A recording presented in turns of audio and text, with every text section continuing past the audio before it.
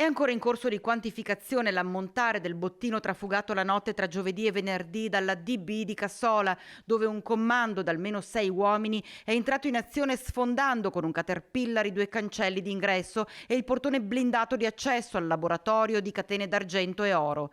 Poco prima del colpo avevano rubato 2 caterpillar da una ditta edile di Romano Dezzelino e una betoniera da un cantiere di Castion di Loria, 2 dei mezzi usati assieme a inferriate d'acciaio per bloccare la strada principale via Grande e poter agire indisturbati. 13 minuti il tempo impiegato per sfondare, entrare, rubare e scappare, passando sui binari della vicina ferrovia. I danni provocati dall'assalto sono assai ingenti, si parla di centinaia di migliaia di euro tra macchinari e impianti andati distrutti dalla furia dell'azione dei malviventi.